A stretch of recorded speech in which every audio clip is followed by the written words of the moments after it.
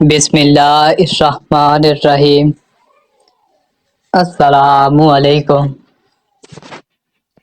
سیرت المصطفیٰ سیرت النبوت البادیہ والنہایہ سیرت حلبیہ میں حضور نبی کریم حبیب رب کائنات حضرت محمد صلی اللہ علیہ وآلہ وسلم کی رضائماؤں کی تعداد 6 لکھی گئی ہے، جن میں 3 شادی شدہ اور 3 غیر شادی شدہ تھیں، جن کا ذکر آج کی ویڈیو میں کیا جائے گا۔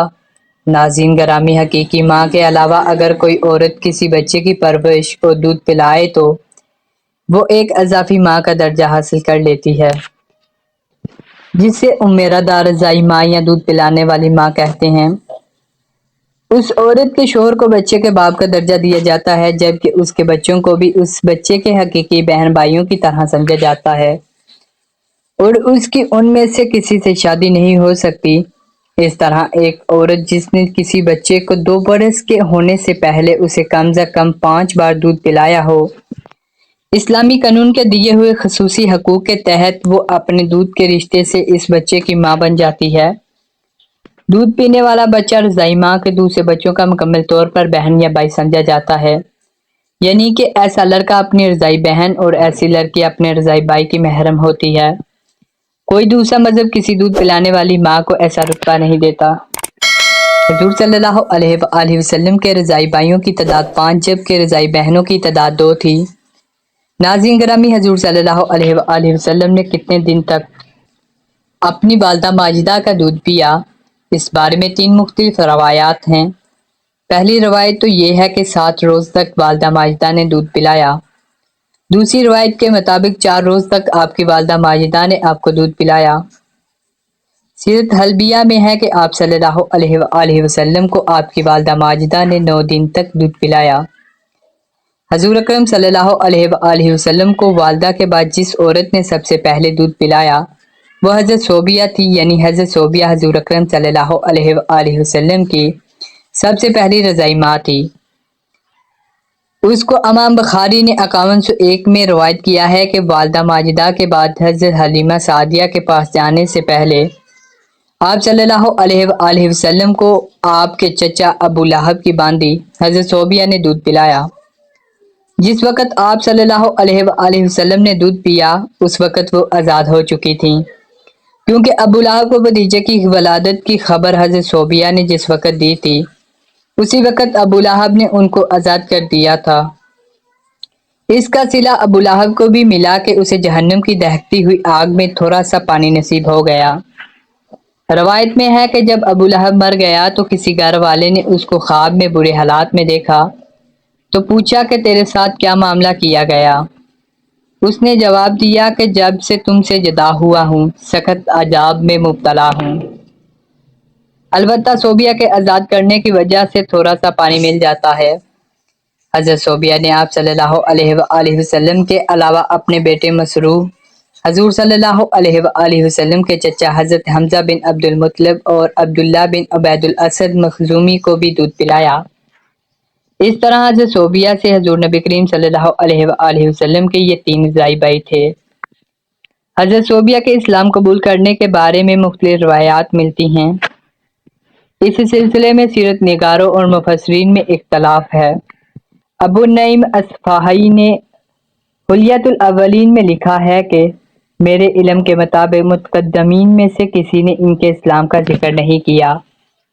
علامہ قرطبی نے بھی لکھا ہے کہ انہوں نے اسلام کا زمانہ نہیں پایا، جبکہ ابن سید الناس کہتے ہیں کہ انہوں نے اسلام قبول کر لیا، البتہ عام مہاجرین کے ساتھ انہوں نے ہجرت نہیں کیا۔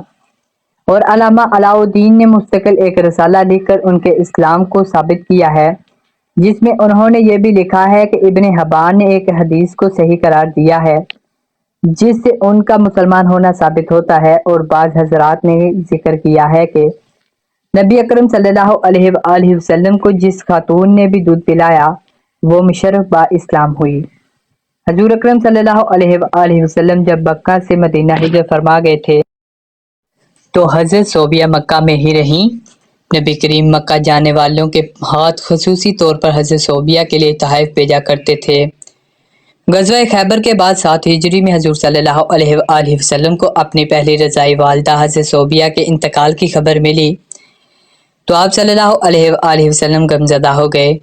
اس موقع پر خبر پہنچانے والے سے حضور اکرم صلی اللہ علیہ وآلہ وسلم نے پوچھا کہ حضرت صوبیہ کے بیٹے اور میرے رضائی بھائی مسروح کا کیا حال ہے؟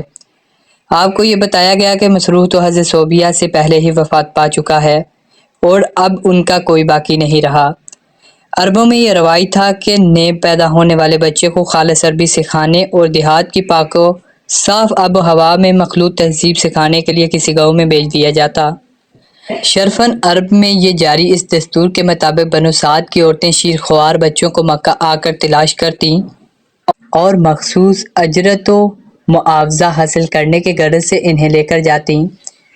جس سال نبی اکرم صلی اللہ علیہ وآلہ وسلم کی ولادت باسعادت ہوئی تو حسب رواج بنو سعد کی خواتین مکہ آئیں، جن میں حضرت حلیمہ سعدیہ بھی شامل تھیں۔ تمام خواتین نے آپ صلی اللہ علیہ وآلہ وسلم کے گھر کی خستہ حالی اور آپ کی یتیمی کو دیکھ کر انکار کر دیا تو حضرت حلیمہ سعدیہ نے اللہ سے برکت کی امید لگا کر اس یتیم کو پال لیا جو در حقیقت یتیم نہیں بلکہ در یتیم تھے۔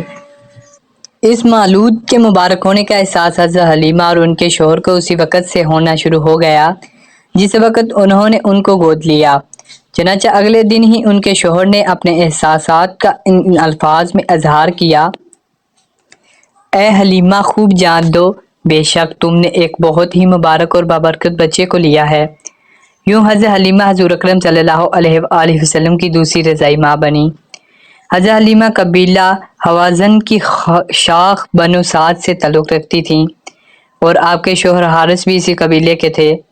حضور کے علاوہ حضرت حلیمہ نے اپنے بیٹے عبداللہ، اپنی 2 بیٹیاں انیسہ اور حذیفہ جسے شیمہ بھی کہا جاتا ہے، اور ابو سفیان بن حارث بن عبد المطلب کو بھی دودھ پلایا۔ حضرت حلیمہ سعدیہ رضی اللہ تعالی عنہا نے آپ صلی اللہ علیہ وآلہ وسلم کو 2 سال تک دودھ پلایا۔ مدت رضاعیت مکمل ہونے پر دودھ چھروا کر حسب معاہدہ آپ کو مکہ لے کر آ گئیں، لیکن ان کی تمنا تھی کہ اس مبارک مولود کو کچھ دن مزید رکھنے کی سعادت مل جائے۔ ادھر جب مکہ پہنچے تو معلوم ہوا کہ مکہ میں وبا پھیلی ہوئی ہے، تو ان کی گزارش پر آپ کی والدہ اور دادا نے ان کی گزارش کو قبول کرنا ہی بہتر سمجھا۔ اس طرح آپ صلی اللہ علیہ وآلہ وسلم دوبارہ حضرت حلیمہ رضی اللہ تعالیٰ عنہ کے پاس ہی رہیں اور 4 سال کی عمر تک آپ صلی اللہ علیہ وآلہ وسلم ان کے پاس ہی رہے۔ 4 سال کی عمر میں وہ آپ کو والدہ ماجدہ حضرت آمنہ کے پاس لے کر آ گئیں۔ غزوہ حنین پر ایک دفعہ جارانہ مقام پر حضور اکرم صلی اللہ علیہ وآلہ وسلم صحابہ کی محفل میں کہ اچانک ایک خاتون آئی جن کے لیے نبی پاک خود کھڑے ہو گئے اور اپنے مبارک چادر زمین پر بچھا کر اپنی جگہ پر بٹھا دیا۔ صحابی رسول حضرت ابو طفیل کہتے ہیں کہ میں نے صحابہ رضی اللہ تعالیٰ عنہم سے پوچھا کہ یہ کون ہیں؟